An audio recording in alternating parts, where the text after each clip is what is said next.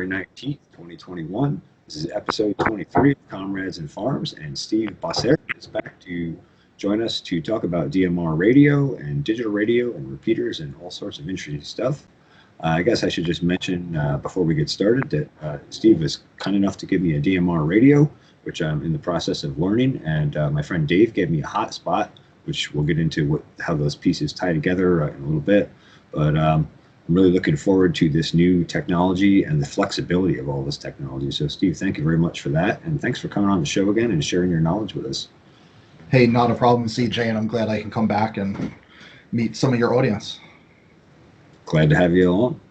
I don't know, do you want to just jump into some information and kind of get people started about what DMR radio is and all that?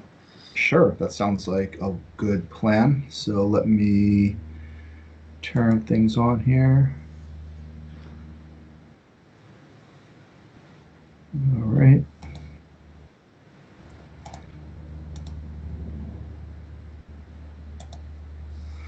All right, so we're going to talk about amateur digital voice radio today. And this slide deck I'll have on the HVDN website at hvdn.org/presentations. So feel free to check that out, as well as some of the other material that we have there, and also learn about some of our other broadcasts and live sequences that we have there. So feel free to check that out. And so with that, let's first start to talk about what is a repeater.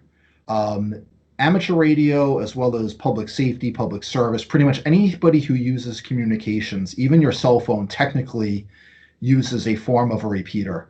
And all that basically means is if you have a handheld radio or a cell phone, you're only going to be able to communicate over a much shorter distance. And so the benefit with a repeater is you would typically allocate a repeater station, say on top of a mountain or at some, geographically beneficial spot, and that'll allow you to extend your communications range. So like these two characters, if you're on one side of the mountain and your friend's on the other, you can use the repeater station as a relay to extend your communications range. And so at a high level, that's what a repeater is. And they've actually been around for quite some time. What I would call the modern history of wireless communications or radio, I'd say is about 130, 140 years. We're certainly not going to go through and talk about that. Repeaters were not really around that long ago. But starting in the early 1950s, the AM mode, which is similar to how you'd listen to AM broadcast, you can apply that same technology to pretty much any frequency.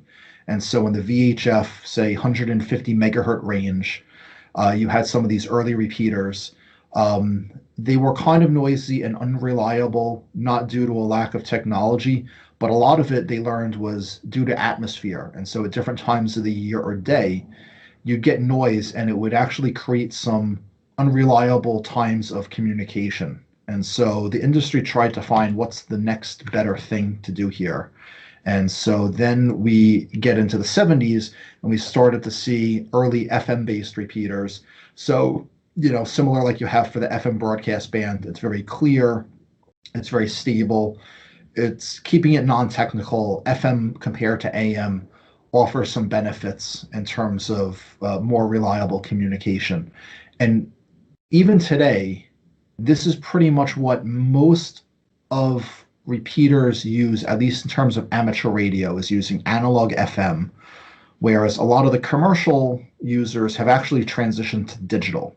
So amateur radio sort of is a little bit behind, but that's okay because we usually take what's commercial, build upon it, and then in some cases actually improve upon it. So now if we get into the early 90s, they started to come out with something called trunked. And so because there were so many users of different forms of radio, the one thing that there's finite amounts of is spectrum. And so they needed to figure out how can they take more users and support them without trying to find other areas of spectrum or wireless frequencies. And so this concept of trunking came along, where it basically works just like your cell phone to a certain extent, where as you travel, it'll switch over to different repeaters and give you wider coverage area, but using less frequencies because they kind of design it so you only need certain numbers of channels for certain areas, and it's technically more efficient that way rather than say everybody having a license in a particular area for certain frequencies. And so that's where we started the shift in terms of digital. And so going from analog, AM and FM communications, and then blending in trunk systems, which initially were analog based, we started to see a blending of the two. And so one of the benefits with digital technology is you have improved security because it allows each person who's using a handheld radio to essentially be identified much more easily.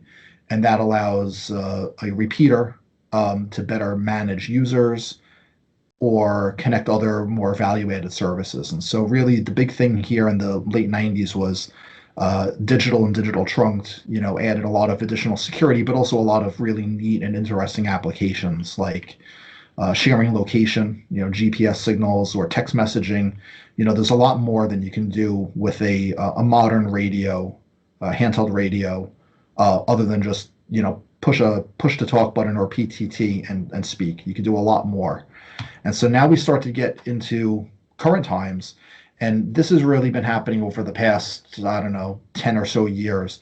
But these days, amateur radio and commercial, so much more of it, at least in the VHF and UHF spectrum, is really what we would refer to as IP-based or Internet Protocol-based. It doesn't necessarily mean that all radio uses Internet, but because it uses the same type of packet capability, it just allows us to better steer signals. And when you can steer and control the signals that you want and to the users that you want, that opens up all sorts of really nice use cases. So again, I mentioned like sharing a GPS location or text messages. What would happen, for example, is say if you want to be speaking with users at a company, maybe in California, and you're in New York.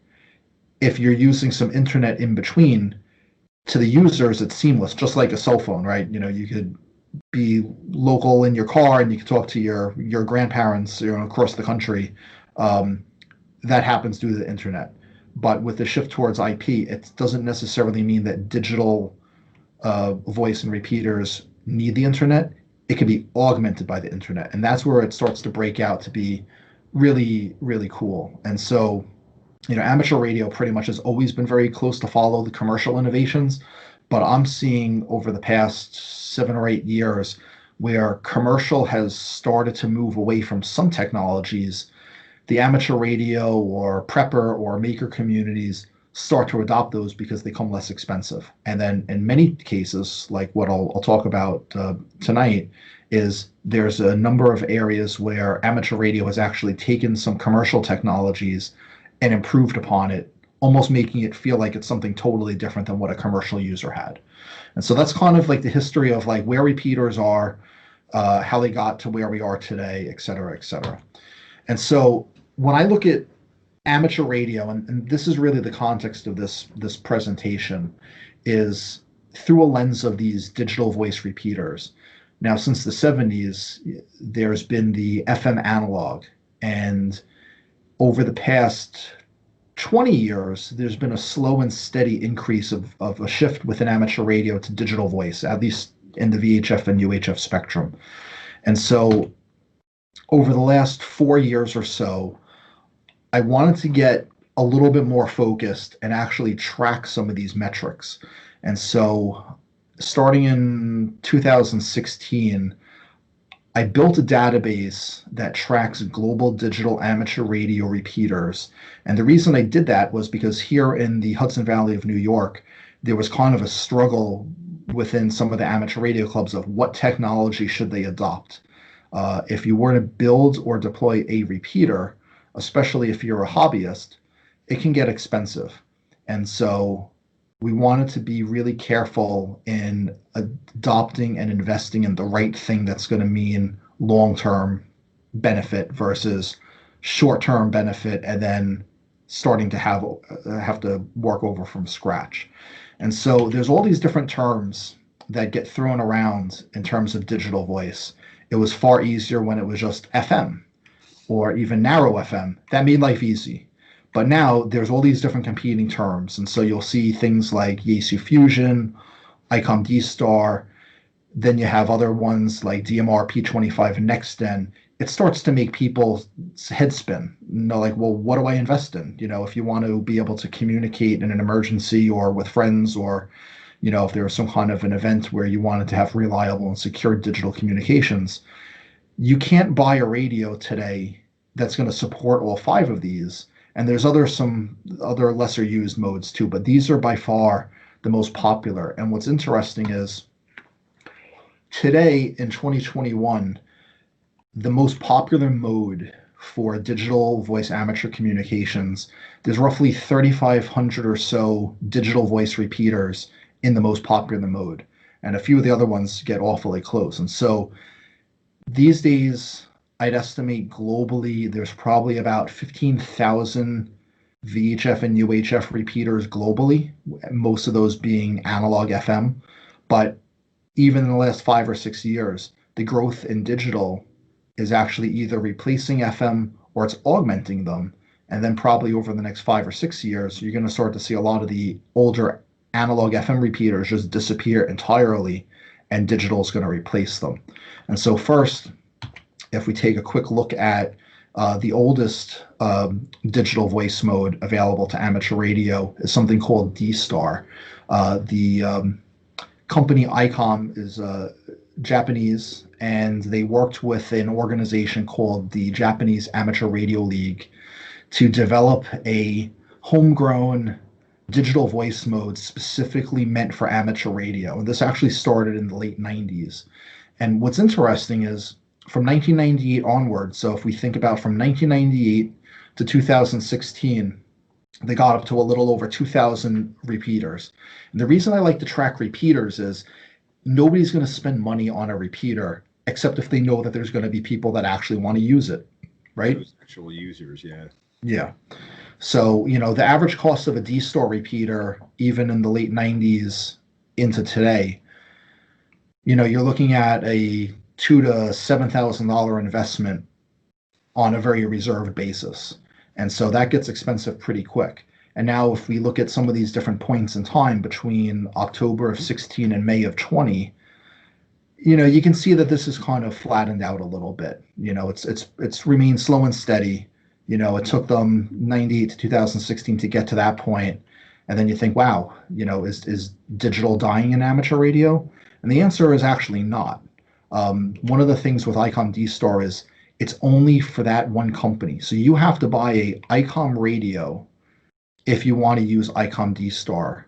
There's only one exclusion to that, where there's a radio made by a company named Kenwood. You can buy that radio, and I'll talk about that a little bit later. But I think largely what's actually held back ICOM's D-Star is because it's a one vendor ecosystem. Now, if we look in comparison, there's another company named Yaesu. They're the amateur radio division of a larger company named Vertex. They at one point even had a partnership with Motorola, who most will know as a very commercial-oriented, public safety communications company. And so in 2013, Yaesu decided to come out with a competing digital voice format that they call Fusion. It's totally different than ICOM D-Star. I won't get into the technicals now, but this is a really great way to compare the two. Both were designed specifically for amateur radio. These were not a technology developed by commercial companies for commercial users and then adopted for amateur radio. These were designed from the ground up to cater to the use for amateur radio. And so this is almost like a tale of two cities. Yaesu launched their Fusion in 2013. So, you'd think ICOM had this huge head start, right? Almost, 15, 20 years. And in 2016, Yaesu was already up to a little under 1,500 repeaters. But now when you start to look at 2018, they pretty much almost caught up to them. And today, in 2021, Yaesu Fusion repeaters have vastly passed ICOM D-Star. And one of the main reasons that even though Yaesu Fusion is a one vendor ecosystem itself, what Yaesu did is they offered radios for less money. And most people tend to buy with their wallet. And so technically it is a better technology in some cases compared to D-Star. There's certain things that D-Star does that's actually better than Yaesu Fusion. But within amateur radio, nobody's buying repeaters except if there's users. And one of the things that drove Yaesu Fusion was because they lowered the cost of their radios in the late 2016 span. So if we look at the gray stripe, they were kind of following what Icom was doing, and then they thought, oh, we need to drop the price down in order to get users, and that actually worked out fantastically well for Fusion. They also, didn't they also do like a repeater deal too for clubs or something where they made repeaters significantly cheaper? Yeah, they did for a while, CJ. They did a promotion offer to amateur radio clubs, which are predominantly who is responsible for deploying repeaters. And so they offered a crazy deal. I think it was like a $2,500 repeater they'd offer to a club for like $400, with the only reason that they had to put it on the air in at least a year from the time of purchase, and they had to use it with Yaesu Fusion. And so it kind of worked out well for them, but it kind of created some issues, and I'll get into that in a second as to why it sort of worked and it also backfired. And so right in that same 2016 or so time frame, there was another mode called DMR, and this is actually something that is a commercial mode that Motorola had created and then eventually promoted it as open source. So that basically means, compared to Yaesu and ICOM, if you wanted to start your own radio company that makes handheld or mobile or radios, you'd have to pay them a licensing fee if you wanted to use D-Star or Fusion, and it's super expensive. Whereas with DMR, since Motorola made it open source as part of an ETSI standard, if you wanted to go and start your own company and make radios, you would only pay like a $25 licensing fee for the use of that technology, whereas ICOM D-Star is roughly about $200. And I think Yaesu Fusion, I would estimate, would probably have to charge about $100 for it, but it's closed source and they don't sell that. They're going to be the only company that ever does Yaesu Fusion. And so because of the cost of licensing of technologies, it lowered the cost of radios, and it created a larger ability for people to do opposite, where the cost for radios started to come down, and therefore it became even less expensive to do a DMR repeater.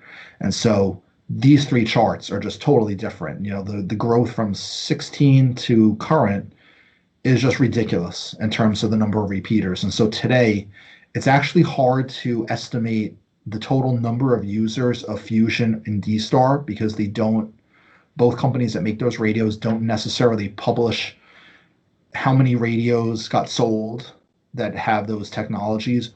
But better yet, even if somebody buys, say, a ICOM D-Star capable radio, doesn't necessarily mean that they bought it to use for digital voice. They may have bought it for other reasons. But for the most cases, people that buy a DMR radio are probably buying it because they want to use DMR. And so the price was a big difference. The other thing that also helped DMR grow quite a bit, if there's any like computer programming and hacker type of people listening to this, is there was a radio made by a company in China called, at the time they were called Titera, and then they changed it to TYT. This radio became really popular as a source where people could reverse engineer the firmware and introduce new features. And actually the radio that I gave CJ is like the third generation based off of that original radio. And so that really helped boost a lot of people into DMR over, say, the ICOM and Yaesu. So those are kind of the three most popular modes within digital voice today if you are an amateur radio operator or interested in becoming one. If you were to make a purchase decision, these would probably be the first three things that you'd want to consider as it comes to digital voice. Now, all of these radios do have backwards compatibility with the analog FM. So you're not going to be limited to just DMR or D-Star. You can still communicate with the older systems and users of traditional analog FM. So that's that. And then lastly, there's these other two modes called P25 and NextDen. These are commercial-oriented modes. These are starting to actually see some adoption within amateur radio. And again, this is just looking through the lens of repeaters. Most of the repeaters today, you can see the numbers are microscopic compared to what's available in DMR, ICOM, or Yaesu Fusion, but it's still growing. And because a lot of amateur radio people like to experiment with things, they'll typically find some older commercial stuff that came off of market. 2012 was when P25 came out. NextDen kind of goes back to 2006. A lot of that stuff is coming out on the secondhand market. And so for people that want to experiment, they can also try that. If I were you, though, if you're interested in getting an amateur radio license, I would not go and buy a P25 or a NextDen capable commercial radio.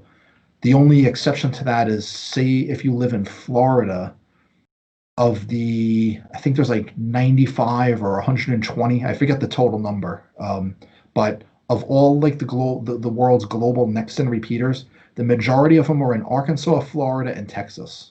So if you live down there, great. You might want to go NextDen, but if you're anywhere else in the world, then DMR is definitely going to be your best bet.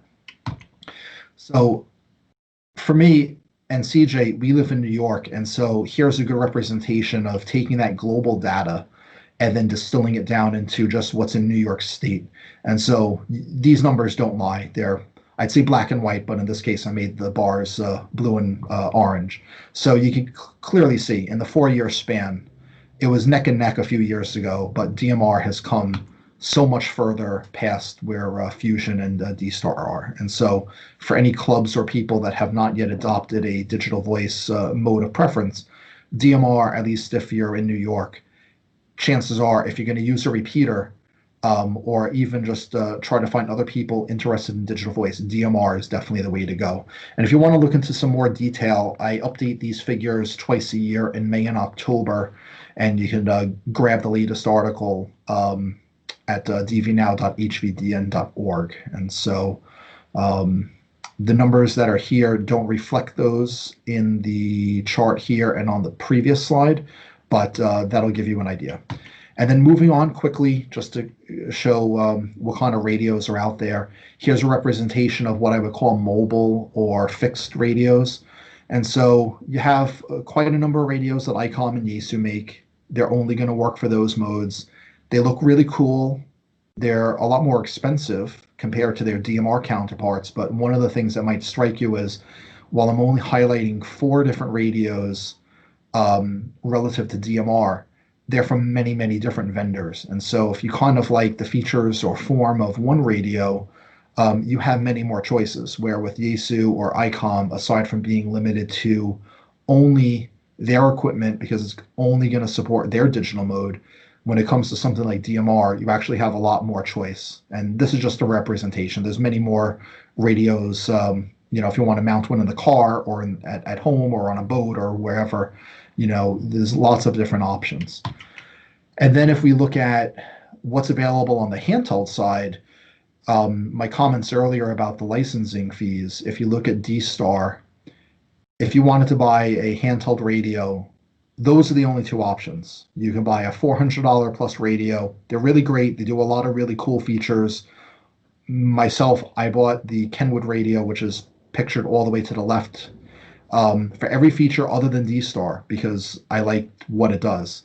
But if you wanted to get interested in digital voice, you have this option with the Yaesu Fusion radio for $170 that came out in the late 2017 time frame, because Yaesu realized if they're going to get more people buying and using their stuff, they have to come out and be more price competitive compared to where DMR is. And so you can see there's a much wider variety of DMR radios and at much lower cost points. There's one exception. You can see this one radio in the upper right ranging between $400 to $1,000. That's not just a radio. That's actually a smartphone. So they took a regular full-size smartphone, everything that you'd have within the latest Android device, and they stuck in a dual band VHF and UHF radio that's DMR capable. And so if you wanted to have both, and yes, you can unscrew the antenna so you're not walking around with that in your pocket. But if you found that that is appealing, you could have everything that a smartphone does, but with a radio. It's a really powerful platform. Again, you're paying for it, but if you just wanted to get started in DMR, you can do so at a fraction of the cost compared to D-Star and Fusion. Very, very awesome. And I didn't realize they made one that was also had the phone built into it. So that's a really cool, flexible option. A cool way to like combine all your technology into one piece. That's kind of nice. Yeah, actually, what's cool, CJ, is a lot of times when it comes to electronics, people think that you're buying from a China or a Japanese origin company. In the case with the R-Finder radio, which is that smartphone combo device, the guy who runs that company is actually based on Long Island. He manufactures them overseas, but the company itself is U.S. based and in New York. So that might be a fun little data point if anyone wants to support local businesses and companies. You do have a lot of great innovation, coming out in our local area. Very cool, very cool. Yeah, I'm very much looking forward to delving into the DMR more, and I know that's going to provide a lot of flexibility and mobility for me as things evolve this year. Looks like 2021 is turning out to be quite the evolution in everything for me, so that's awesome. We're coming up on the break here shortly, so I guess we'll just roll out to the break, and then we'll come back, and I know you have another section you wanted to jump into and talk about. So with that, you are listening to Comrades and Farms here on Truth Frequency Radio, iHeart, Tuned In, TalkStream Live, and also on the Pharmacy Seeds Network YouTube channel. That's FARMACY. Isn't let food be thy medicine and medicine be thy food. With that, we're going to go over to the break, and we'll be back shortly. Hope you'll stay tuned.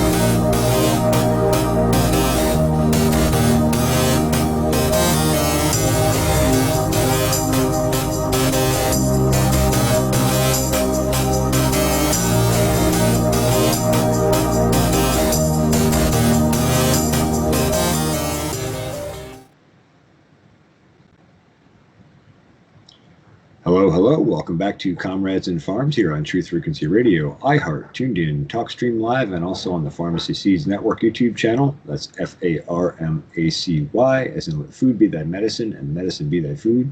Today's guest is Steve Bossert.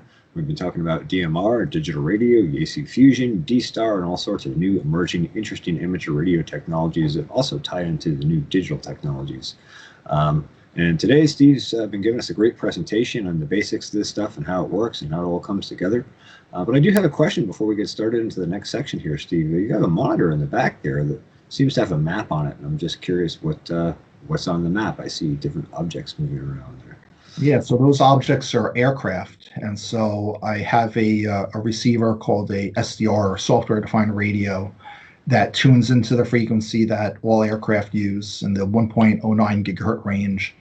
And basically, this is what's called a transponder. So aircraft have a GPS and a transmitter, and so when you link the two together, along with a number of different sensors, it allows the aircraft to transmit not only its location, but its speed, its altitude, air pressure, all sorts of different parameters. If they filed an in-flight emergency, all sorts of things. And so I could do a quick screen share because you probably can't make that out well on the wall. So let's see here. Screen share. Share screen. There we go. Okay, so what that actually looks like is this. So I'm where the blue dot is because I've specified that on the server. And then you can see all the aircraft moving around me in real time. If I drag this back over, we could see details. And so if we click into, I'll click into this one down here.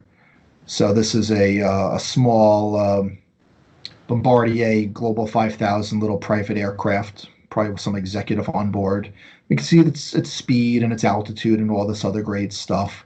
And, we could click onto any of these. Here's a good one. So this is a little private aircraft, and you can see his flight path from when I picked it up to current. So this is real time. You can see he was zipping all over, probably enjoying some of the sights. And so it's kind of a neat thing to blend the visual with the radio together. And over the past 4 or 5 years, I've collected a database. And so all of these aircraft that are flying around to get logged to a larger database, and I can run reports. So let's say, for example, if I wanted to say, have it tell me the last time that there was an aircraft that was military, because they have a separate designator, I could run that as a quick report. Or let's say, for example, if I run a report called call sign, you could set a logic statement. So the usual is, starts with, ends with, whatever. So let's say if I do AF1 or Air Force One, I'll run that report. Maybe we'll just do a third example. Let's say operator. So this would be like the name of the company. So let's say, I don't know, JetBlue. That's an easy one. So we'll run that as a report. And so now we can go back and look. And so here's the first report that we ran was for military air traffic. And you can see the list down here of what type of aircraft it was, when did it pick it up. You can see all these details. And so it's kind of a cool thing that if you want to predictively understand what's going on around you in terms of airspace, there's all sorts of really fun details. Next time you hear a low-flying plane, you can actually say, well, what was that? So that's one thing that you can do. You could even, if anyone wants to play around with this, you can go to locator.hvdn.org. It's one of the member benefits for HVDN. But you could even go and change some of the different parameters. The receiver itself is located in Poughkeepsie, but say, for example, if you live maybe the northern reaches of Dutchess County, you could even change the location to where you are. Let's say somewhere all the way up here. Let's say Hudson, New York. And we'll then close that. So now we lock it in. And now what we can do is we can have it show the exact distance from where this aircraft is relative to the position that you set. Now, again, the receiver itself is located in Poughkeepsie, or the pair of receivers. But otherwise, if you want to tailor this to your own liking, you can do that. So let's see if I could. Yeah, here we go. So we'll do distance.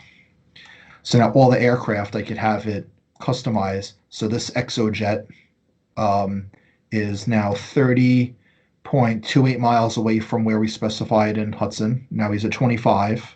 And so, you can calculate all that in real time. So that's, all sorts of different features you can play with. So that's the military reports. Here's Air Force One. So December of 19, we could see that. So if you're keeping tabs on people like that, you could do that if you wish. I'm not going to dwell on that for too long.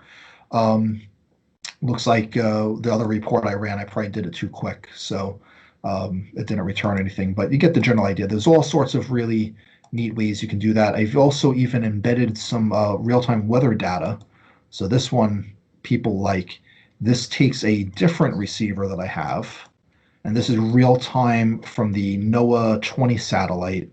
So this is from, a couple hundred miles away looking down on the planet. So if we zoom out,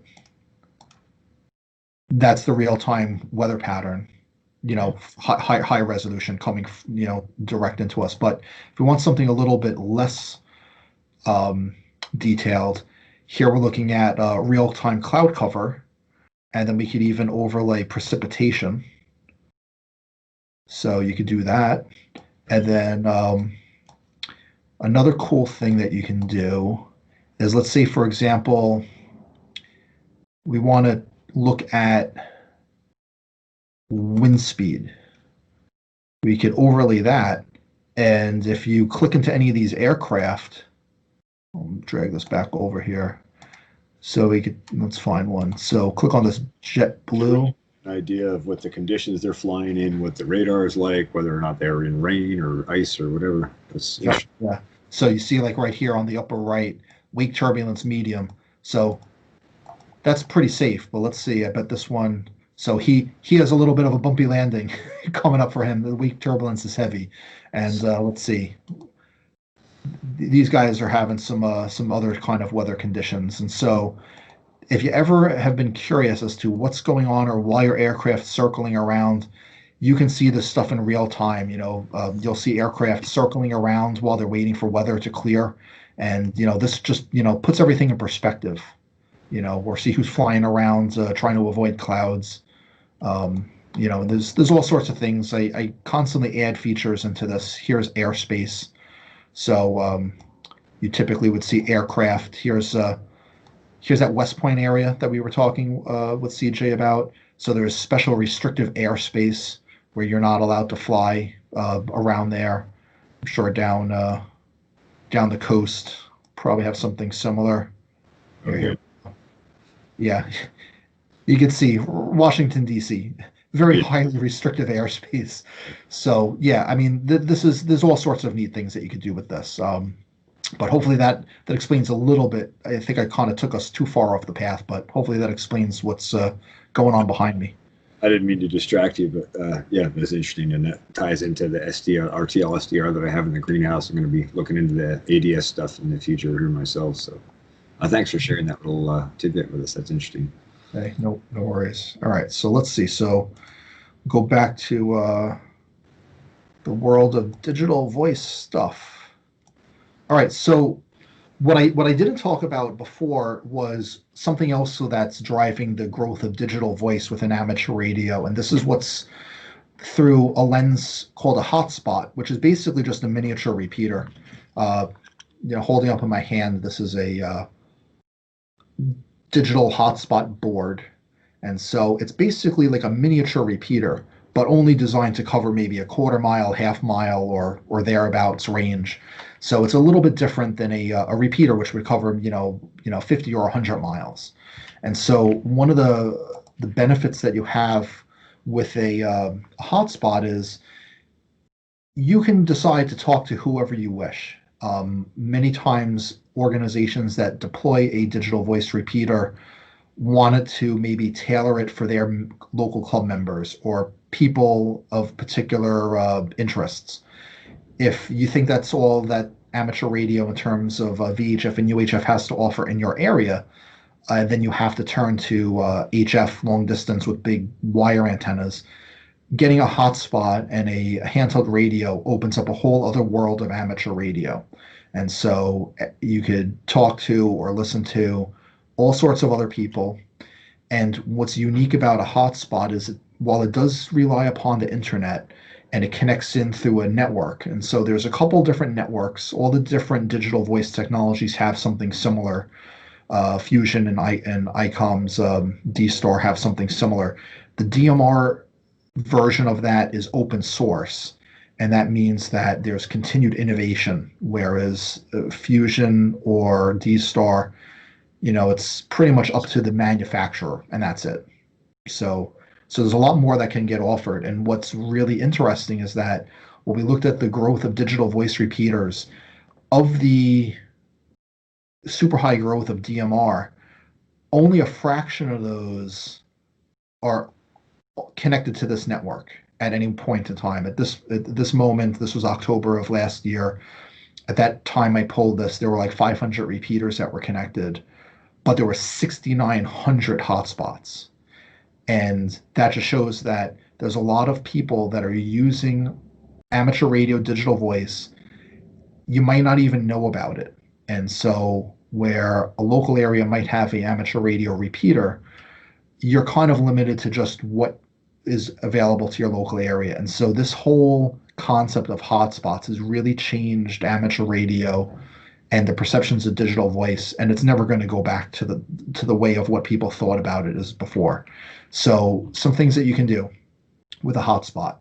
You can talk to whoever you want whenever you want. If there's these things called talk groups, which I'll get into in a few minutes, if your local repeater doesn't carry talk groups or pools of users that you find that you would like to speak with, then this allows you that opportunity to go and decide where you want to talk, and you're not worrying about interfering or disrupting the activities of local repeater owners. So that's really a game changer. Another thing is repeaters are expensive. Not every club can maintain it. Not every club can afford the ability to put a new repeater to cover an area. Sometimes there's even politics involved, which is kind of discouraging. This way you just circumvent that. If you just want to play radio and talk with people with like interests about whatever topic, it could be RVs and 4x4s or agriculture or whatever. There's all these different talk groups that have users with similar interests. And so you could go and talk with them whenever you wish. And maybe your local repeater, for some reason doesn't want to, provide a lot of that flexibility. So hotspot opens that window up. And then lastly, say for example, if you're going to travel, if you want to take your radio equipment with you, you can do that. You take your hotspot, take your radio, or you take your pair of GD77 radios and maybe use one of them as a hotspot. And then you can stay back in touch with friends, at home. Maybe you're from New York and you're visiting family in Idaho or Vancouver or Italy or wherever. You could basically set your hotspot up anywhere else. And as far as your friends are concerned, it would be just like you're at home, and they would not know otherwise except if you tell them. And so taking your amateur radio activity with you with this level of clarity is really something different. To put this in perspective, if you want to. Sorry, I was just saying also the lack of heavy equipment like you need to take with HF for antennas and radios and tuners and all that kind of stuff. You can basically just pack it in your backpack and go, which is kind of nice. Yep. That's exactly what I was going to say. If you wanted to take a trip to Iceland and you wanted to talk, 1,000 miles away, yeah, you'd have to pack, 80 pounds of gear. As long as you have internet, the hotspot will allow you to communicate that distance. It's not direct, so people have different perceptions of what amateur radio is, but if you want to stay in touch with people easily and securely and with some level of flexibility, a hotspot is just another thing of what makes amateur radio interesting. So hotspots are really, really neat. And what those devices look like are some options here. So, not exactly super expensive. You can get a basic hotspot for about $100, which is a little transmitter board and a Raspberry Pi. You can then go up a level, and you can go up a level, and you can get a dual hotspot, which basically uses a technology called TDMA or time slots. And I'll talk about that a little bit later. Then you even have the ability to take certain radios, like the GD77 or this Baofeng DM1801. You can run alternate firmware on it, which means you can plug the radio with a USB cable into your computer and then turn the radio itself into a hotspot. And so let's say, for example, if you wanted to spend about $140 US for a pair of these GD77 radios, you can use them simplex to simplex or radio to radio, with no need for internet. So that's great if you're out hiking or camping or whatever. You can then use that same radio or pair of radios to talk over your local repeater, or you can convert one of these, just with a few software touches, and then turn that radio plugged into a computer into a hotspot as long as it has internet. And so there's a lot of flexibility, especially for a Go kit, or if you're into prepping and, survival and all that other kind of great stuff. There's a lot of really extra benefits that you can have in adopting digital voice.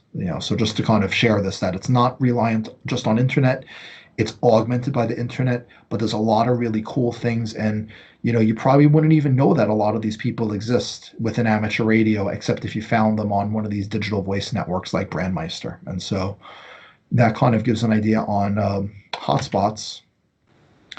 And then I kind of promised myself I'm not going to get into super technical, but I want to kind of paint this picture a little bit to better understand how a digital radio works compared to analog. And I've sprinkled throughout the discussion tonight, there's different ways that you can route your signals through the benefit of digital. And that's what I want to kind of, get across here. And so when you have a digital radio, and that block diagram is kind of an interpretation of all the little, semiconductors and stuff inside of the radio. Basically, what you're doing is you're digitizing your audio. So when you speak into the microphone, you're going to digitize that audio from analog into digital. Then in the most simplistic forms, you're then taking that digital data. So your voice is now digital data, ones and zeros. And then it basically just modulates an RF carrier. And, and now you're transmitting your voice digitized.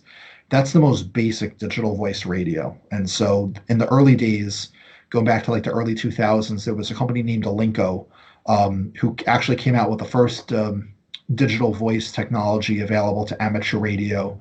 And that was in 2002. It never really caught on because it was super, super basic. But that's all it did. It just digitized your voice, and you can talk to other people, and it was just digital to digital. There was no identification or anything else added to it. It was just pure digital. Then a few years later, another company came along, which now we know is what rolls up to ICOM's D-Star. And then what it did is it took that audio, it applied some additional compression and some error correction to it. So it kind of made it sound a lot better. And it added some additional functionality, such as being able to send text messages or even to share your location. And so when ICOM started to offer that out in like 2003 timeframe, they didn't even have repeaters on the market, but they were starting to offer radios that had some of this capability. And so that's where we were in like the 2003 timeframe. And then finally we're transmitting or receiving these signals. And so the key thing with digital voices, it's not just voice. You can do other stuff. You can send messages, you can send location, you can send files, you can send data.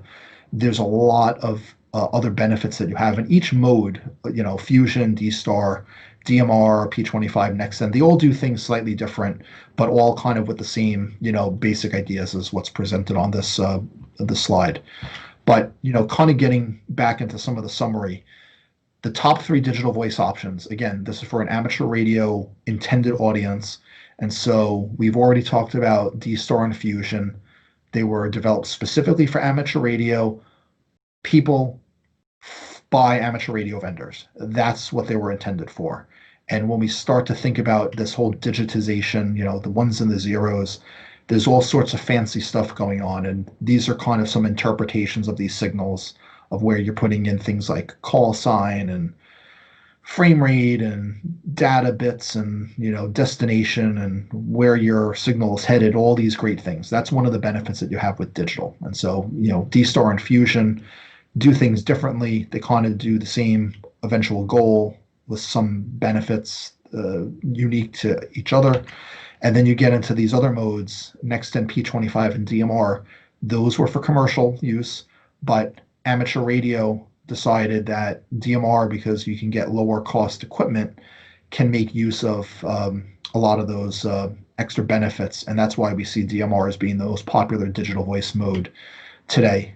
We already talked about the pricing benefits. So again, DMR kind of had some extra benefits, mostly driven by price. Fusion, if you're like an audiophile, Fusion, most people would say has the best audio. D-Star, people would probably say, has probably the most utility because you can do digital data and text message and location and some other stuff. DMR, you can do that as well. You can't send high-speed data, but you can send location and text messaging. But one of the killer features with DMR is you can have two different groups of people using the same frequency at the same time.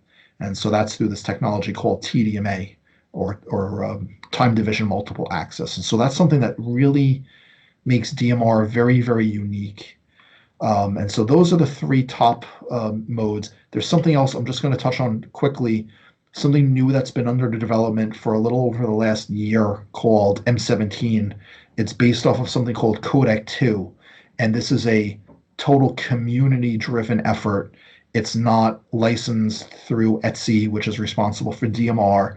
It's not money going into ICOM's pocket or Yaesu's pocket. Eventually, we'll start to see a totally homegrown digital voice codec available for amateur radio use. And so going back to the whole innovation of amateur radio, eventually we'll get there. But again, to keep it easy for now, DMR is where I would say that you want to invest in. And there's a couple terms, to keep it fairly not too technical, that are important to know about DMR. So these are a few things that most people will get confused with, especially if you're coming from just like an analog radio, where it's easy, you just dial up a frequency. Maybe you just need like what's called a PL tone, which is used to access repeaters. That's for analog. With digital, it's a little bit more complicated. And all the modes have something similar, but DMR has some other benefits. And so there's something called a color code. Think of it like a filter. It adds some basic security. Basically, it's like numbers 1 through 11, and you can select one, and that's what you use. So if you took a bunch of radios and you program them all, if they all had different color codes, they're not going to communicate, even if they're on the same frequency. So you'd ideally want to use all the same color code. And again, this will become more clear as we program a radio. But color code, that's something that's important. Then there's something called a time slot. And so DMR is very different compared to all the other digital voice modes, where you can have two sets of users on the same frequency at the same time. And so these time slots are known as time slot 1 and time slot 2. So again, if you're programming a radio, let's say I have a radio and CJ has a radio, and he has the same frequency that I programmed into mine, but he has color code 5 and time slot 2, and I'm color code 1 and time slot 1. The two radios, even though they're on the same frequency, they're not going to be able to communicate. And so as long as you match those couple parameters up, then you'll have radios to be able to communicate together. Or let's say, for example, if CJ and I had radios on the same frequency with the same color code, but maybe I was on time slot 1 and he was on time slot 2, we still wouldn't hear each other, but then we can have other friends of ours be able to share the same frequency at the same time and not actually interfere with each other. And so it creates for a lot of efficiency. Rooms, like separate rooms to go into to talk. Yeah, I would say it's almost like who's on what side of the street is probably the easy way. So yeah, time slot 1 is like the left side of the street. Time slot 2 is like the right side. You can think of the color codes as like houses. would be one way to kind of define it. And then you get into what's called a talk group. And so I think I mentioned this a little earlier. Say if you're into summits on the air, or agriculture, or satellite, or RVing, or only wanting to talk to people in a certain country or state or county or whatever. There's these things called talk groups. And think of it like a zip code. When you program a radio, aside from having the color code and time slot, so your repeater that's local to you, there might specify you have to use a particular color code or time slot. So that's going to be set by the repeater owner. Or maybe your hotspot that you have at home, you're going to set that. But then you can define the talk group. And so like a zip code, let's say 98006, which is the talk group for the AMSAT club, which is focused on satellite, or the Mid-Hudson Valley talk group, which is 31368. If you program that into your radio on the right frequency for your hotspot or repeater, then your communications will make sure that everything leaves your radio and comes to your radio, expecting that everything is going to come through to that talk group. And then lastly, what I'll define as a digital contact, think of this like a return address.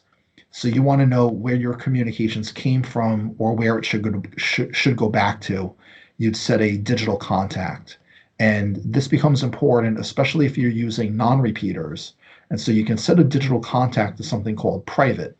And that would mean that I put CJ's contact in my radio and he puts my contact in his radio. And then we can talk back and forth to each other, but nobody else would hear it. And it would not have any interference or over a network. And so there's different ways to use digital contacts. Another way to think about it is almost like a caller ID. I don't want to interrupt you, but we're just about at the break here. So why don't we pick it up on the other side? Is that correct? All right, sounds good. All right, we'll catch you on the other side of the break. So why would I want to buy one of these, Mr. Radio Shack Manager? Why would you want to buy one? Because now everybody's a KO Kolovich now.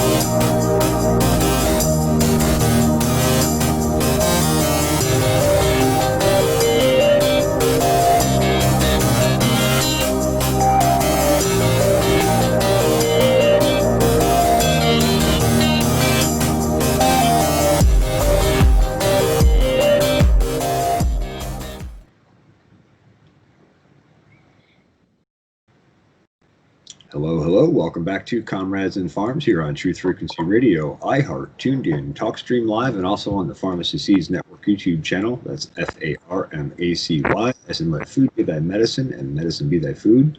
Today's guest is Steve Bossert. We've been talking about DMR radio and a little bit about ADSB and tracking aircraft and some other interesting related topics. But before the break, I had to interrupt Steve because we ran out of time in that last slot before the commercial break. I wanted to just come back to what we were talking about. So let me just summarize real quick to make sure I understand what we're doing here. And I knew you were talking about digital contacts, so maybe you can pick up your point there. But it looks like a color code is kind of like the basic, like you were making the analogy before. It's basically like the house you're in. And then the time slot would be like which side of the street you're on, which group of people you're around or to talk to, right? And then a talk group kind of basically is more about the geographical area that you're in. And then you were talking about digital contact. And I know I'd interrupt you, so maybe if you could pick up where you left off, that would be Sure. And yeah, so what a digital contact, CJ, is like, it's more like caller ID. You know, you can store a whole user database of digital contacts. So in the case with DMR, there's about 200,000 registered users. And so when you talk to somebody, if they save the database into their radio, or if they use something called talk or alias, which is linked in through their hotspot, the minute that somebody hits their push to talk button, you can see on the screen of your radio who they are and where they most likely are. And so that's kind of like a really cool feature, which can work in use cases like, say if you're outside with a group of like 50 friends and you all have radios, you can easily see on the screen of your radio who's talking. If you don't recognize their voice, that could be one way to think about a digital contact. There's also another way that you can store them, which is called private contact. And so there's two terms, and we'll look at this in the software a little bit later. friendless. Yeah, so we have a group contact, which anyone can listen to, and then you have a private contact. And so, for example, if CJ and myself programmed our contact details in as a private, we can only talk back and forth to each other. Whereas if we put it into group, then that means anyone else that also has it on group can talk the same. And so you pretty much would only use private contact if you're just local, radio to radio, or if you're sending text messages back and forth, which is designed to only go to one particular user. There's very few exceptions to that, but most of the time when we think about digital contact, you're going to refer to it as like a user database, or you're going to refer to it as something designed to send to one particular person. And so these are 4 different terms that are important for anyone who's new to the world of DMR to understand how they differ before you kind of lose your mind. But I'm trying to make this pretty simple to understand, because when it comes time to program a radio, a lot of people try to accomplish too much, and it confuses them and it makes the radio seem overly complicated. And so I'll go through a demo of what to program and how to do it. But high level, these are some terms. Just if you understand how they work, it'll make life a lot easier. So how do you actually get started with DMR? So we talked about the whole repeater thing. We talked about radios and hotspots and stuff like that. So the first thing that you're going to want to do, if we're thinking about DMR, because that's the most popular mode, so kind of steering you towards that direction. Not that I'm saying you need to follow that, but most likely you're going to run into more people that have DMR than the other modes. So first step, go to the website called radioid.net. You do need to be a registered amateur radio license holder. If you're not, that's okay. It's very, very easy to get a technician class license in the United States. 35 question test, you get majority of those right, you get your license. It's super easy to get started. So amateur radio license in hand, then you go to this website, radioid.net. You'll register for your ID. You'll get granted your 7-digit ID number. And, think about this ID number as just, it's an ID. That's how it works. And make sure that when you're speaking, then people know who you are. If maybe, for example, if somebody stole your radio and they don't know to unprogram it, everyone's going to know that that radio is stolen. Network operators or other users could actually lock that radio out of a system. So it's important to have these IDs. So you will need that if you want to play with DMR and you're going to be sending your radio signal somehow over the internet. That's why you need to have an ID. If you're just going to be talking locally to other people, like within a few miles of you, and you're never going to go over the internet, I'm not saying to not get it, but suffice to say, if you have an amateur radio license, you should get a digital ID. So radio obtainium, so I'll make my own terms up here. So start with the basics. Don't go out and buy a $500 radio. Don't go and buy the smartphone and Android DMR radio for $1,000. Go and buy a radio oddity for $60. Get familiar with it before you go and spend more money. So, that's what I'd say, at least from a hardware perspective. Start basic. And then also, most importantly, think about how and where you're going to use your radio. If you think that the whole using it with a hotspot at home appeals to you, think about that. How are you going to use it? Where are you going to connect your hotspot? Do you have an internet router, or do you only have Wi-Fi?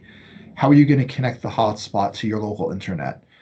How are you going to use your radio? Do you need a 5+ watt radio to talk 2 rooms away? No, you can probably get the little micro GD73 for like $50. How do you want to use it?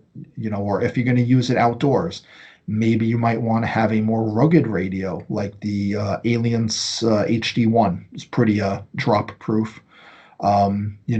Give some thought to that, before jumping in. It'll help your overall experience be better, because you will get frustrated with the programming and the software end of it. So try to rule some of this out first. Think about how and where you'll use the radio, and keep it simple, because it's going to be able to get complicated, and don't let the complications scare you. So start with the basics and think about how and where you'll use it. Or maybe that's a good question for you, CJ. You recently obtained some DMR capable stuff.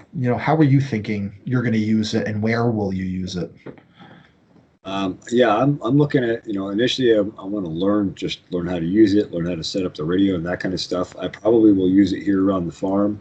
I've already used it a little bit on the analog side through the Overlook Mountain Amateur Radio Club repeater, but I think long term it's going to be a great way to stay in touch with my friends here back in the Hudson Valley. I have a new lady that I'm seeing, and she's out in Vancouver Island, British Columbia, and so I'm probably going to be going out to visit her quite a bit. And this will be a nice way to be able to touch base with my friends and stay connected, through the internet without having to drag a bunch of heavy HF gear and set up antennas and all that kind of stuff. So that's kind of my perspective on just one way to use it. Later on, I'm sure as the technology evolves, there'll be lots of other technological things that can be added to it, just given that it's capable of so much data packet and that kind of stuff too. So I'm looking forward to watching it evolve as well. But that's basically my intended use. Fantastic. I mean, even for your female friend on the other side of the continent, if she had some interest in radio, one sort of kind of advanced use case is if she had an amateur radio license and you have one. If you both had hotspots on either end, you could actually create a private network. So think of it like a virtualized 2 tin cans and string that's like 2,500 miles apart. And if you set them up as a private network, you could actually send your location back and forth to each other, and you could also send text messages back and forth. Now, I will say sending text messages over a DMR radio is like akin to sending a text message in like the late 90s from a QWERTY keypad cell phone, where you'd have to hit like, the number 2 key to hit like the letter C like 4 times. Like you'd have to you tap, tap, tap. Like it takes forever. It's not like a QWERTY smartphone, but there's a lot of neat things that you can do with it. So, it's good that you're already thinking about these use cases, CJ. So let's think about the where and the how. So this is a little different than like when CJ says, how he wants to use it. I wanted to highlight a couple things here. So one of the first things that I think frustrates people is where can they find people to talk to with digital voice? The easy answer is use a hotspot or use a repeater. But what I want to highlight here is that there are some universal simplex channels that are in the United States, and there's other frequencies in other parts of the world as well, that are basically designed for people who use a particular type of communication and to find other people like them. And so in the United States, there's two frequencies, 145.78 and 446.075. These are called the DMR calling frequencies. And you would program in some of those terms that we had mentioned previously. So color code 1, time slot 1, and talk group 99.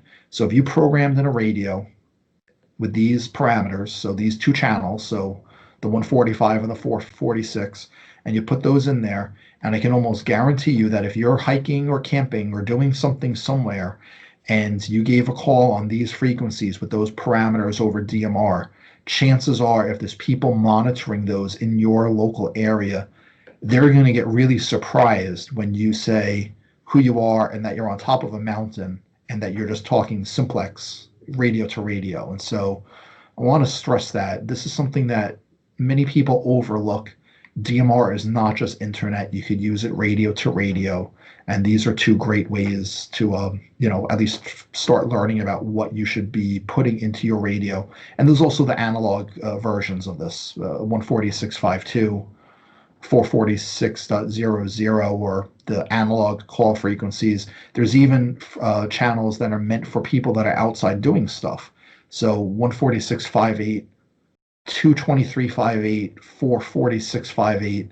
Those are like if you're outside doing stuff, those are some common channels. And so it's really easy to think about what you want to program into a radio. So you want to give that some consideration. And then, of course, looking into local repeaters. And so the data that I pulled together comes from a website called repeaterbook.com. You can go on there, you can find your local repeaters and see what color codes and time slots and talk groups that they're set up for and program things accordingly. I find it's better for people to learn and do it this way than just asking a friend to program a radio for you, because then you'll never learn, or at least it'll make it harder. So, finding things that way. And then also you can go to the Brandmeister website and you could do some basic analytics. And so if you wanted to look for local activity near you, you're not going to be able to just scan around because most people seem to be using hotspots. But if you wanted to predict and see what time a talk group is used, you can then go and put that into your hotspot and then see if you were right. And so there's a lot of the where and the how worth thinking about. And so in closing, we talked about how to find activity. So brandmeister.network, that's the website. It's not brandmeister.com or brandmeister.co.uk. It's brandmeister.network. You go to that. Once you have your radio ID, you register for Brandmeister Network, and that's where you're going to connect your hotspot to. And we'll get into that later. So that's an important website. And then repeaterbook.com, which I've already mentioned, that's a good resource as well. And so I hope that this getting started with DMR and then the how and the why and where do we come to where we are today. Hopefully this was valuable. And, thanks for the time and walking through this, CJ. And we'll come back and do another segment on now you have your ID, now you have your radio, now you have your hotspot, and how to program it basically. We'll do that next. Awesome. Yeah, I was going to ask you next if maybe you could just give us kind of a walkthrough tutorial on how to set a radio up and kind of, put it in service, so to speak. Absolutely. So let's take a quick break and then we'll restart. I'll load up some software and we'll have some fun. Sounds like a plan.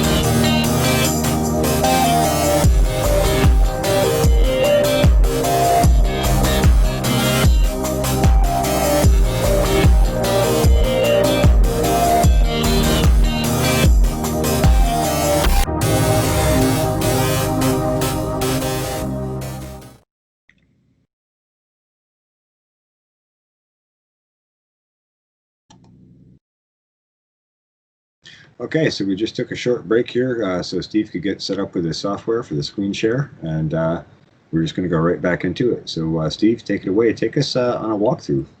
All right, CJ. So the software that I have up is for the radio that CJ has now, made by a company called TYT model MD UV380. But the version that I gave CJ is a special one that has built-in GPS. And so technically they call it a UV390. So not a MD380G. So MD UV390.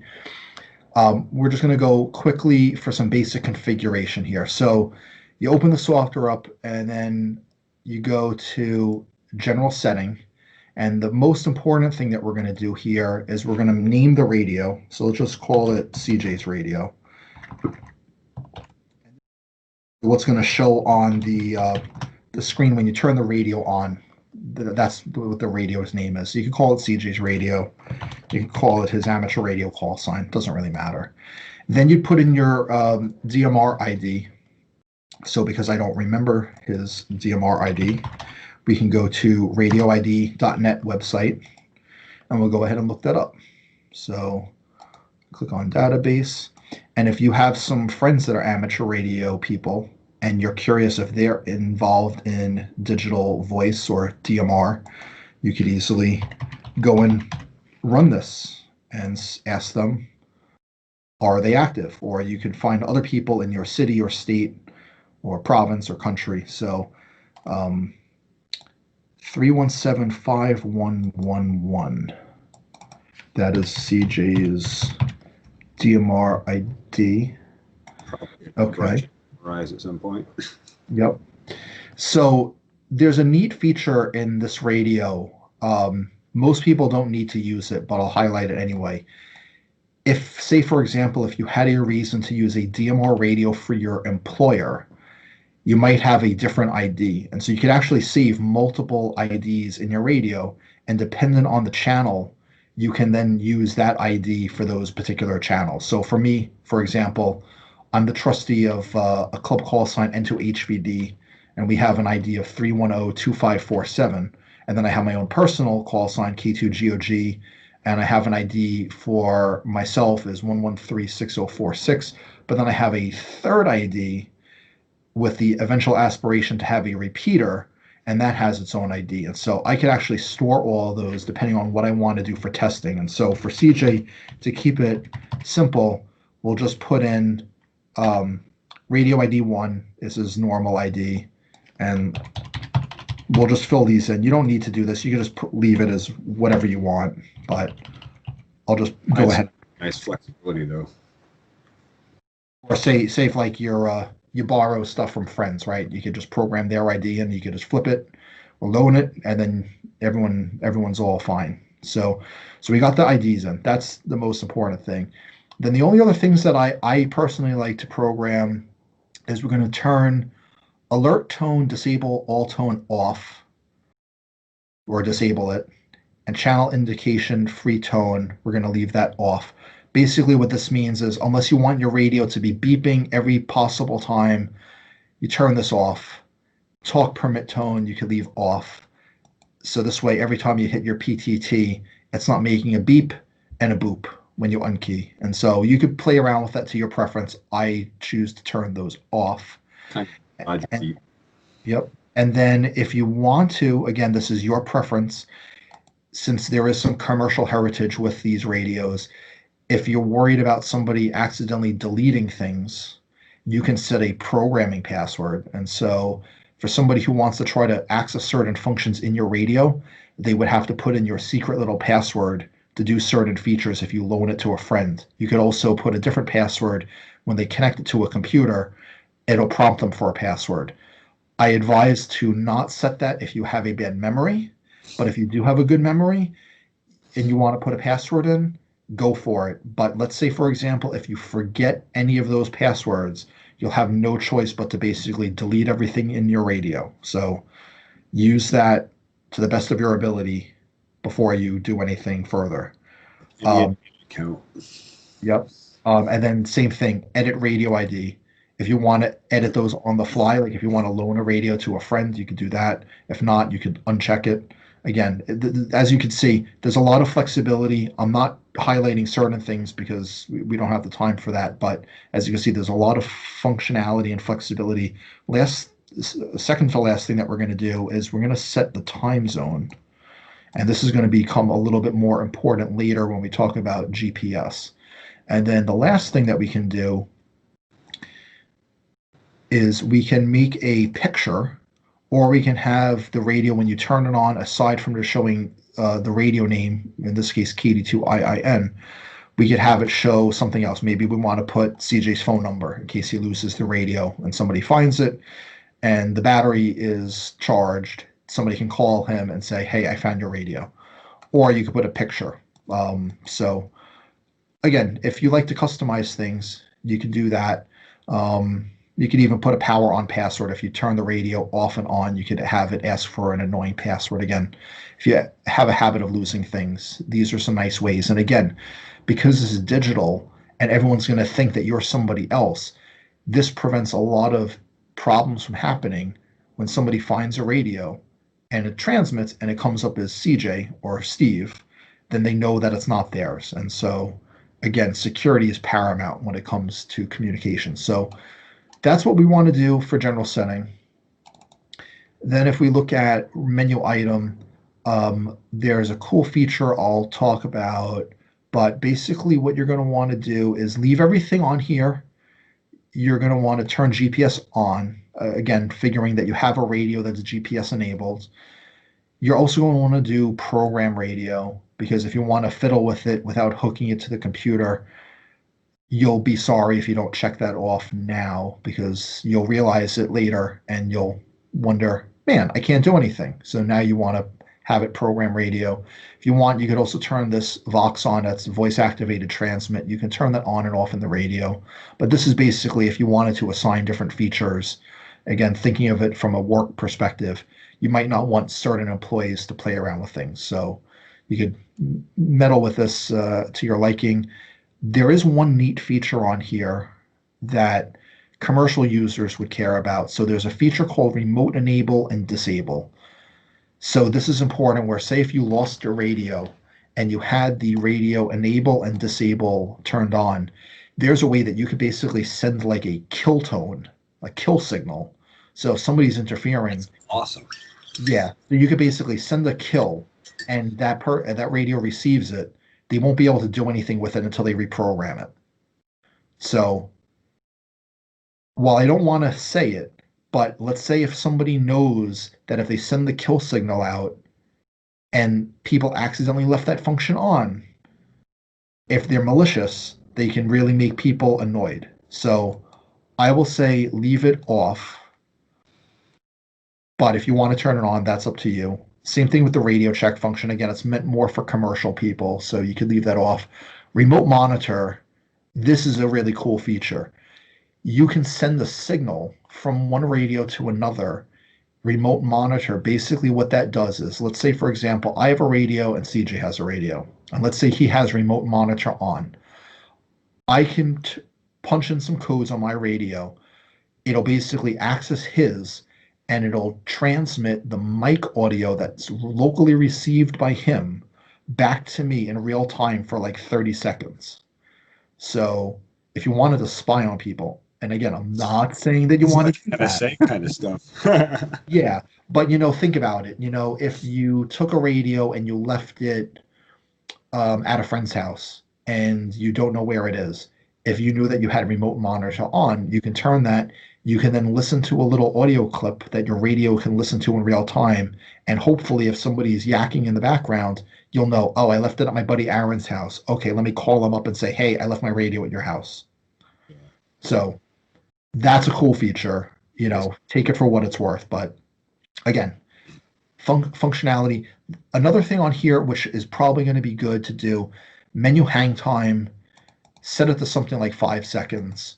The reason why is if you're playing with the buttons and you don't know what you're doing, 1 second in between pressing things is hard to do.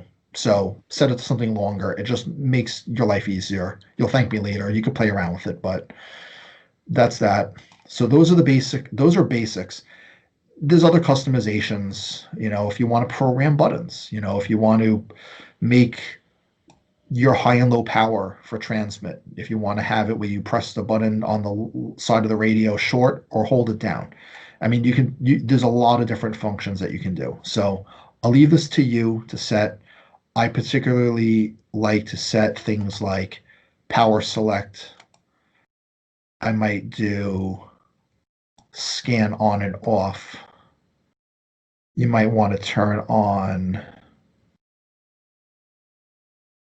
switching up and down your screen, whatever. You could play around with this. This is not all too important. Super flexible.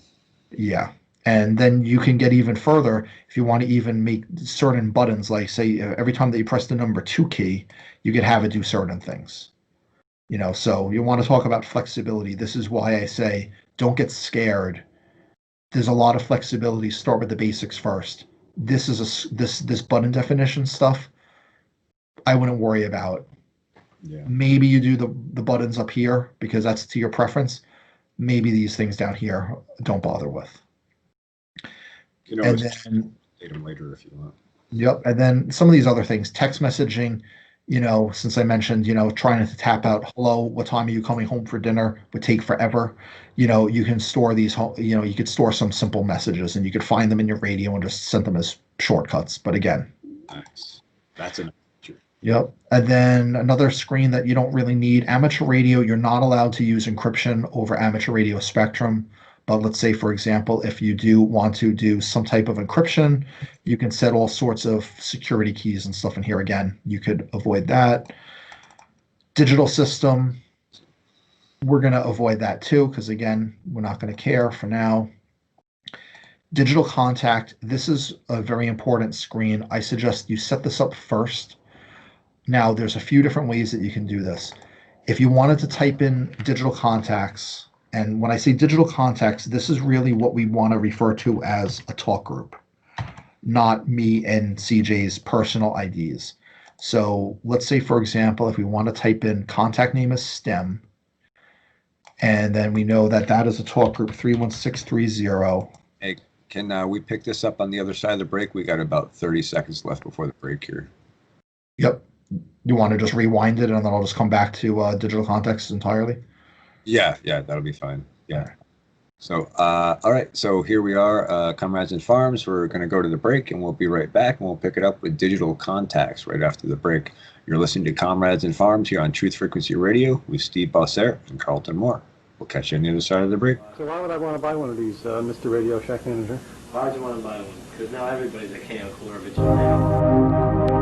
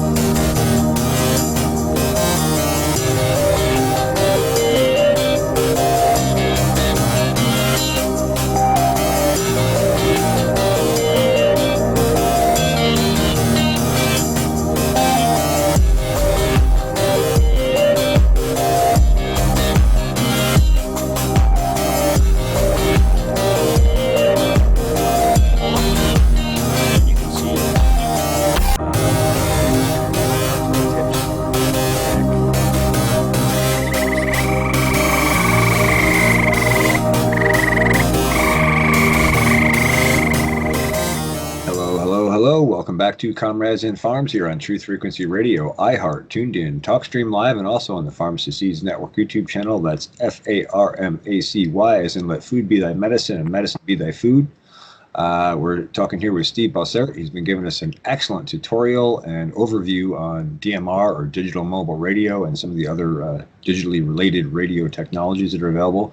And Steve was in the middle of giving us a walkthrough on basic programming for a radio. We left off at digital contacts. So Steve, why don't you pick it up at digital contacts? Carry on. Great. And so digital contacts are where we're going to put talk groups. And so here's an example. We can put the STEM talk group 31630. All talk groups, for the most part, with few exceptions, are going to be always group call.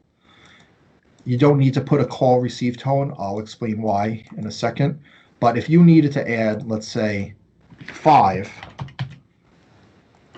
digital contacts in here, that's pretty manageable. You know, if you know what you're wanting to program in, it's easy. But let's say if you wanted to program a lot, that would take forever to do it by hand, except if you just like to do things by hand that way. You can create some import and exports. And so I'm going to import one that I've already created, and then I'll show you where did I get that. And so let's see. So custom contacts, hit this. So when you hit import, real key with the UV390 or 380 is you have to give it a second for it to go. So in this case, I selected the wrong file, and so this is not good. So we're going to go back and see, what did I name that file on my desktop? Oh, it's on my desktop. That's why. Okay. Sorry about that. 3, there we go. Okay. This should look a lot better. No. I'll eventually find the right file. I can totally relate. I have so many files anymore. Where is that again? Okay, so, you know, first things first, it's very easy to get overcomplicated, as I just showed. So here we have the right file in here. Every radio uses a slightly different format. So as you can see, I had a couple different files. I finally found the right one. And so now you see the name and the talk group. And so I think this file I have maybe many. Let's see. Where did I end up? I think I got about 400 in here. Wow. Here we go. But yeah, I mean, this is a good example. So like, you know, I was mentioning like AMSAT as a talk group for satellite. Let's say if you want to ask questions about that OpenGD 77, you can do that. HAMFERS, that's for amateur radio people that are pet owners. If you're a military vet, handy hams, which is for those that are disabled or have some type of a disability. Geeks and Jeeps, weather watching. Suffice to say, there's a number of different talk groups in here where you might use that as a logical starting place to find people with similar interests. And so, as you can see, these are some of the more popular ones that I thought would be a good starting point for CJ. Farm Sims sounds like a good one to me, CJ. Nature Coast, another one. You know, so, you know, there's quite a lot in here. And let's just take a sidetrack. So let's say 31663. That talk group I don't know much about. So there was an article I wrote a while back called Pro Tip, Finding DMR Activity. And so you can go and find this on our website. But basically what this does, forces you to read, to find a URL at the bottom. It's total clickbait, I'm sorry. But what you can do, you can find this, you can get to this URL, which is going to bring you to the Brandmeister website. And then let's say, for example, Farm Sims 31663. That's the talk group that we want to find. So because this is all on the Brandmeister network, we could actually use this to predict, instead of CJ having to leave a radio on 24/7, hoping that he's going to hear somebody, we could find it here, and then it's going to show us a nice little chart. What was it, 31633? 31663, I think. Well, let's find it. We're getting close. There we go. So here's real time over the past since December 22nd. Let's see, there were, let's see, the 26th was a Saturday. Here's a Sunday, Saturday. Okay, so it looks like Saturday might be a good day to find people that are on this talk group. It's not very predictive. It seems like this is a pretty casual talk group. So I'll go to one that I know is going to be a little bit better. So the STEM talk group, there's a really great scheduled conversation called a net, which takes place every Tuesday at 8 o'clock Eastern time.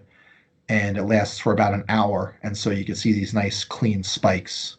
Yep. 171 transmissions. 97. So, like, suffice to say, because I've been involved in that for a long time, if you were looking for DMR activity, you know when and where to find it. That is an awesome feature to have too. Yeah. So, you know, in the past years, I spent an awful lot of time listening to different repeaters, looking for, you know, who's talking when and what they're talking about. Yep. Fast way to filter it. So let's see, let's do another example. So let's say,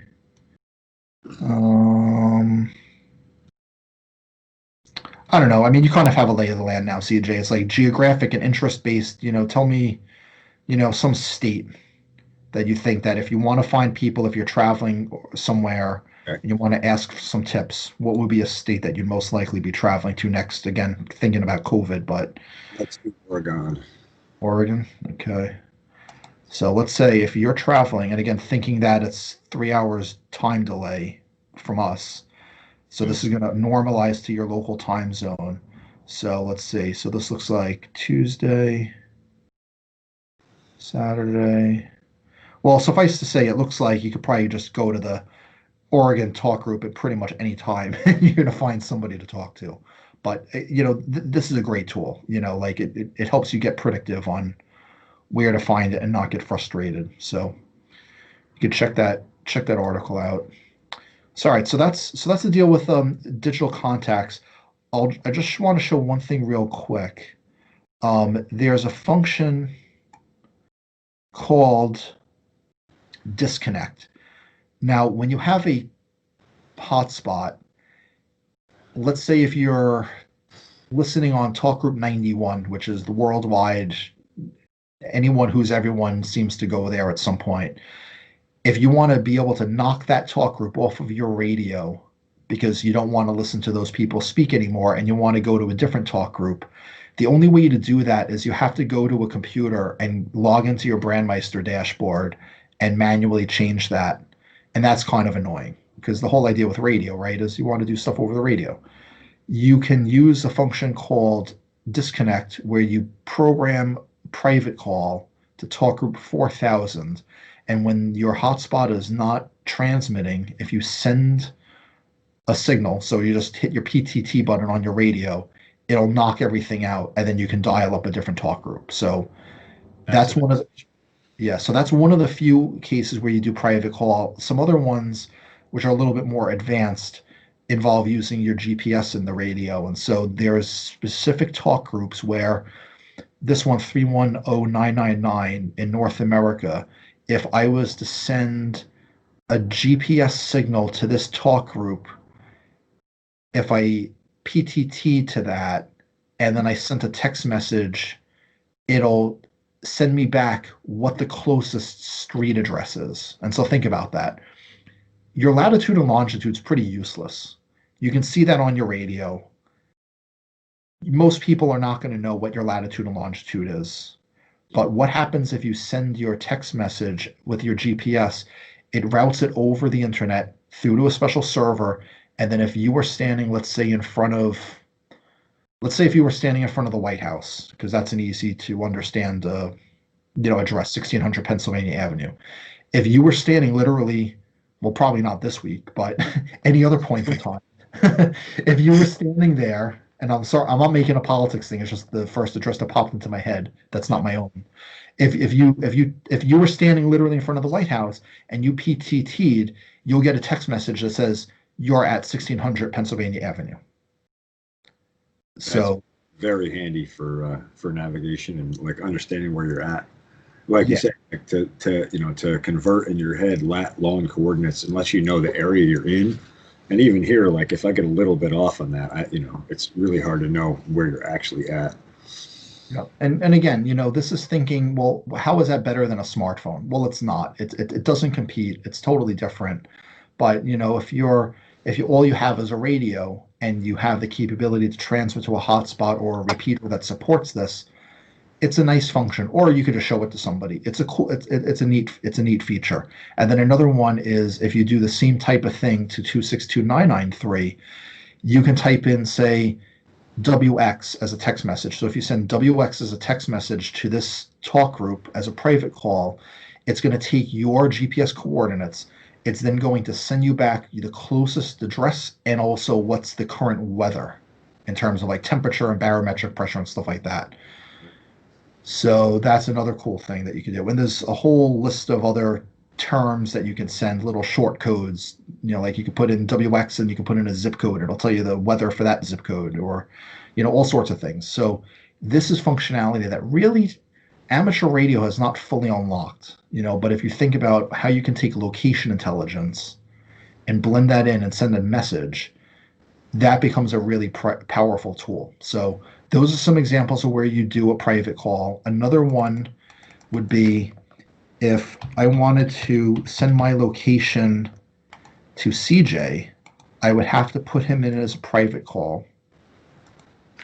So I'll put his DMR ID in here, 3175111, and let's just call it KD2IIM. And so what'll happen is if I sent him a message with GPS, not only will it be able to tell me what his coordinates are, it'll also tell me what his is bearing from my location and how far away is he. And so if you're using that in the wilderness. Yeah. Yeah. And so that's a function. Again, it's really not fully unlocked. There's competing amateur radio technologies called APRS and DAPRS. They do something differently. But this is something that, again, it elevates DMR past. There's nothing like that that's possible with Yaesu Fusion. There's nothing similar that's going to have this ubiquitous level of being able to work with multiple brands of radios, whereas with the ICOM D-Star stuff, you're only locked into an ICOM radio. So I could have a Radio Oddity, CJ could have a Baofeng, a friend of mine could have an Aliens, another person can have an Alinco radio, all totally different manufacturers, and it'll all work the same way. So that's some ideas about, programming in digital contacts. Then with the real meat of this, and this is where people get really frustrated, is what we're going to call channel information. And so here's where you program in all your different channels. And so earlier I gave some examples of specific frequencies.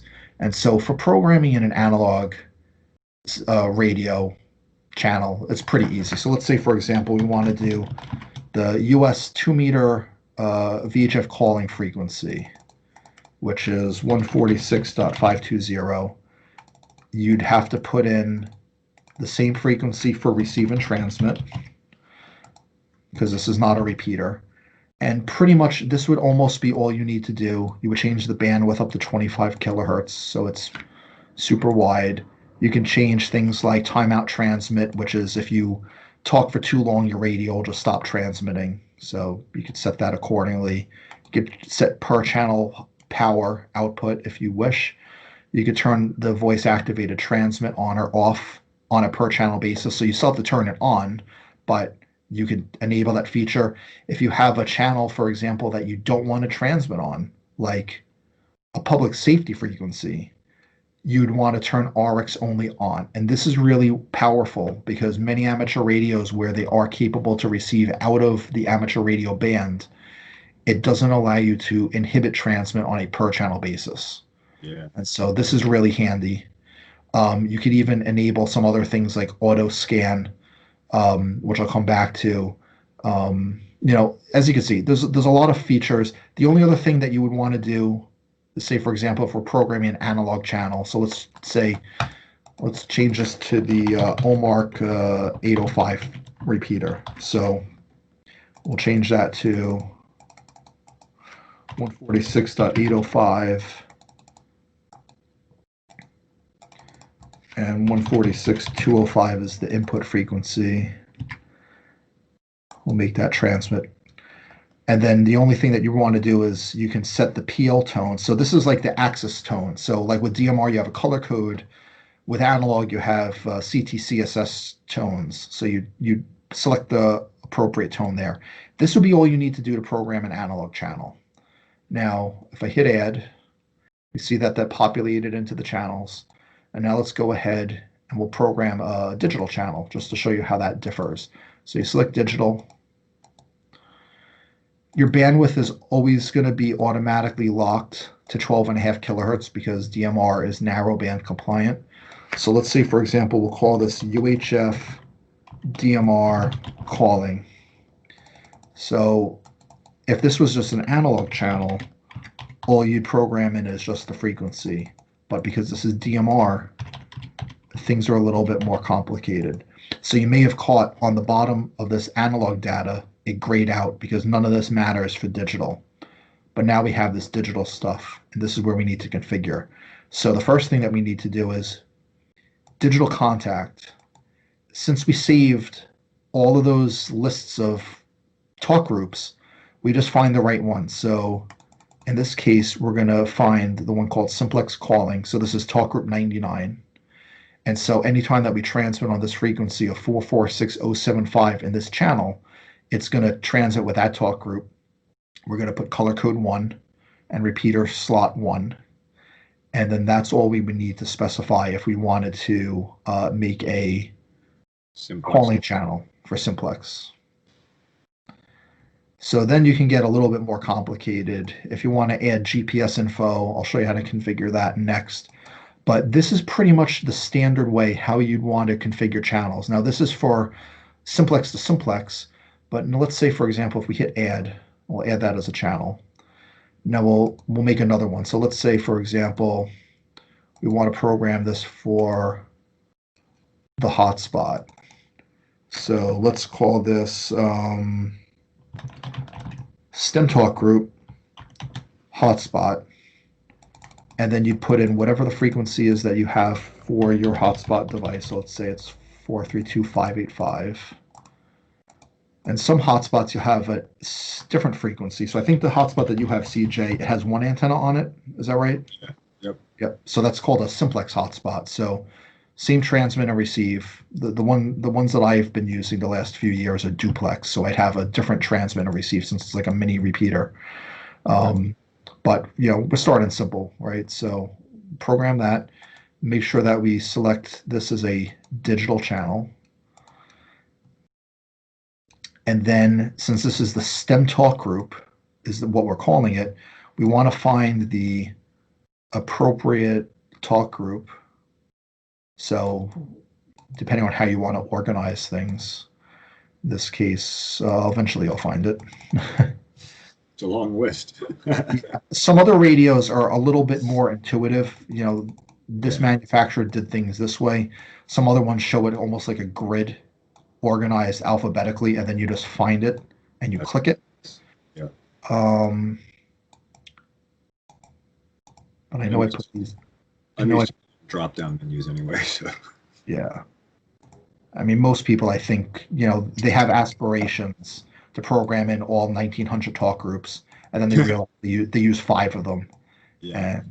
And I even did that with analog radios where I programmed in like 30 different repeaters. It's like I talk at one. yeah, exactly. So let's see. So I should be getting, there we go. So stem, and then let's say, for example, maybe CJ's hotspot, which again is your preference. Put whatever color code you want. And then let's say you're going to be on time slot 2, which is how your hotspot should work, is time slot 2 only. You can't use 1 or 2. With the duplex boards, you could do both time slots. But so you're going to basically program all your channels the same way. And the only difference would be what contact name, meaning talk group, and then however you want to name it so you can actually figure out what the heck it is when you look for it in your radio. So you could do a little shortcut, copy, and then you could do paste. Wait, you got to add the channel first. There we go. So we can copy and paste it. Yep. And then modify it to the next channel you want to make set up. Yep. So we'll do MHV hotspot. Or whatever. I don't feel like looking for it, but you get the general idea. So let's just say we'll just call this. Maybe you have some newfound friends in North Texas. So this is how you program it. So now we have a mix of 4 channels. We have a local repeater, a simplex digital calling frequency, and then 2 for a local hotspot. So now what you want to do is you go to zone, and this is where you get a lot of flexibility. So let's call this CJ home. Maybe this is all he cares about when he's at home, and he can just go to this almost like a profile, and then you could add. Yep, and then you could add the channels. And so the radio, you have an A and a B. So you could basically have like the A of the radio on one channel and the B on another. So if maybe you don't want your B side to have all of those, like say like you only want the Omark 805 repeater, and then you just turn it on and it's just always there. And then you can have your A side, maybe you just delete that. And don't worry, when you make zones, you're not deleting anything. Yeah. You can basically make as many zones as you want. So let's see, we made that the CJ home zone. Maybe let's just make this like CJ car zone. So then maybe he doesn't want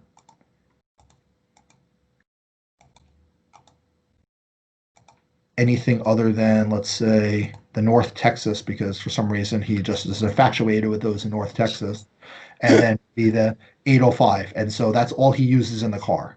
And so there's so many variations, so you could have thousands of zones, it doesn't really matter, so it's very, very easy to set that up.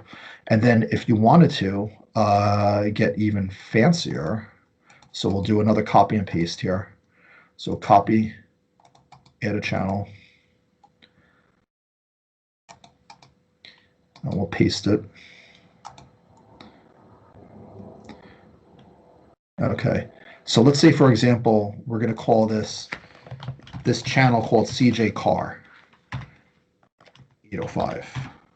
So the radio itself is going to think that it's on the Omark 805 repeater, and we want to have it scan. So if CJ leaves this channel, if he selects this knob on his radio and it's set on this channel called CJ Car 805, it'll always be on 805. And then we can set what's called a scan list. And so if I select the scan list 1, we'll go back and name it, and we'll have it every time that he goes on that channel, it'll automatically go and scan. And so now if we go back over here, we know that it's always going to listen to 805. But let's say if he has a hotspot in his car, you could add all these channels, and we'll call this CJ car scan. And so since we all want to be, and since we all want to be safe drivers, if you're in the car and you just leave your radio on the CJ car channel, it'll scan all of those automatically. Awesome. So, I mean, there's like infinite levels of, ways that you can make this complicated. Yeah. But, and this is why I don't share code plugs with people. Yeah. Because it's so personal, and I might put stuff in there that I don't want people to have, and I have to delete them and send custom versions. It's whatever, so that's kind of the basics of setting up channels, hotspots and simplex channels, repeaters. A regular wide area digital repeater would program the same as a hotspot essentially. The last thing that I'll show is how to set GPS up, and the way that about 3 minutes left. Okay. Let's pause there. Any questions on this? Or does it seem straightforward? It seems straightforward. I definitely have some, some time just getting used to using it. But I think that was a great run through on all the flexibility that I didn't realize there was that much flexibility built into that side of it. So thank you for that awesome tutorial and running us through it. Is there anything you want to tie up before we close the show out? Do you have anything else you want to say, or? No, I mean, I think the GPS stuff is, for a different day, but just to give you an idea, I'll find another piece of software just to show you how similar this is. So this is a totally different brand, different DMR radio, and their software kind of looks similar, but different. But a lot of it's all the same terminology. So whatever you learn with one radio, you could easily apply it to another. It's all the same thing. It's pretty unified. Talk groups, ID lists, Yeah. channels. Different visual layout, basically. Slightly different, or like the contact thing, here will show like a grid. But for the most part, everything is the same. So, hopefully this just shows that there's a little bit more uniformity between DMR, regardless of manufacturer, to get people started pretty easily. For sure. Well, looks like we've got about a minute left before the break, and why don't you go ahead and plug your website, and then I'll take us out to the end of the show. Sure. I thought I was sneaking in some little plugs here and there, but for those that missed it, I'm the co-founder of a amateur radio club called Hudson Valley Digital Network. We don't use the term amateur radio club because we want to appeal to the next generation. And when we say digital network, we mean it's more of a social network more than anything, and for people that are interested in any forms of digital technology. And you could poke around on our blog and read some of the articles and some other activities that we're involved in. And if anyone wants to become a supporting member or a full member, it's pretty cheap, $1 or $2 a month, which is super cheap. You get a bunch of cool access benefits. Get access to that ADSB HVDN locator. We have a Slack channel. We have a built-in mesh network chat, which is probably another conversation, and a bunch of other stuff and presentations. So if anyone's interested, feel free to check us out. And we're just all about just furthering the hobby and finding ways where we can converge between other interests that are not just about amateur radio, but finding ways to apply it in the real world. Thank you so much, Steve. That brings us right out to the 27-minute mark. Thank you for the great tutorial information. I look forward to having you back again. You've been listening to Comrades and Farms here on Truth Frequency Radio, iHeart, TuneIn, TalkStream Live, and the Pharmacy Seeds Network YouTube channel. We'll catch you guys next week. Thanks for listening, everyone. Have a great evening.